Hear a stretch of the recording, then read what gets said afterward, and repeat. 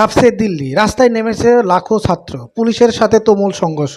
শিক্ষানীতি, বেকারত্ব আর দুর্নীতি বিরুদ্ধে ভারত জুড়ে আগুন জ্বলছে। দিল্লি সংসদ ভবন ঘেরাও, মোদী সরকারের কি চাই ছাত্ররা, কেন উত্তাল ভারত? বিস্তারিত এমআরজে টিভি নিউজ এ রিপোর্টে।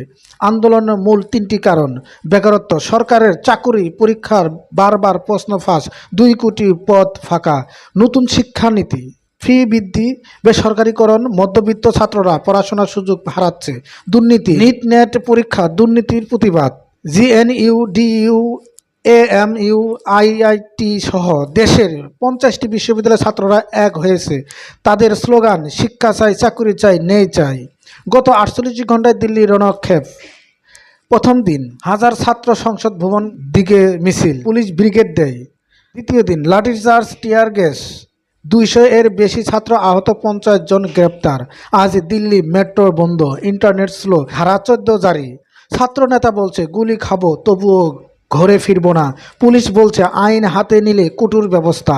মোদী সরকার এটা রাজনৈতিক ষড়যন্ত্র, ছাত্রদের নামে রাজ্য।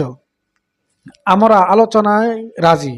শিক্ষামন্ত্রী বলছে 3 দিনের মধ্যে কমিটি গঠন হবে। বিরোধী দল রাহুল গান্ধী ছাত্রদের সাথে মিছিলে বলছে এটা সরকারের ব্যর্থতা। এআইএমটিএমসি এর সমর্থন দিয়েছে।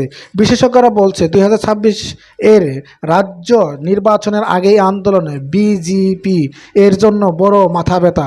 শুধু দিল্লি না, আন্দোলন ছড়িয়েছে মুম্বাই, 50,000 ছাত্র রাস্তায়, কলকাতা, যাদবপুর প্রেসিডেন্সি বন্ধ, বেঙ্গালুরু, হায়দ্রাবাদ আইটি ছাত্রদের মিছিলে, উত্তরপ্রদেশ পরীক্ষা কেন্দ্র ঘেরাও। আন্তর্জাতিক মানবাধিকার সংস্থা বলছে ছাত্রদের উপর বল প্রয়োগ বন্ধ করুন। অর্থনীতি, শেয়ার বাজার 50 পয়েন্ট পড়েছে। শিক্ষা, 1 কোটি ছাত্রদের পরীক্ষা অনিশ্চিত। ভাবমূর্তি, বিশ্বের বৃহত্তম গণতন্ত্র প্রশ্নের মুখে সরকার চাপে। আগামী 24 ঘন্টার মধ্যে সমাধান না হলে আন্দোলনে আরও বড় হবে। কাঁপছে দিল্লি, রাস্তায় ছাত্র, ক্ষমতার টানাপোড়েন। এই আন্দোলনে কোন দিকে যাবে চোখ রাখুন এমআরজে টিভি নিউজ এ।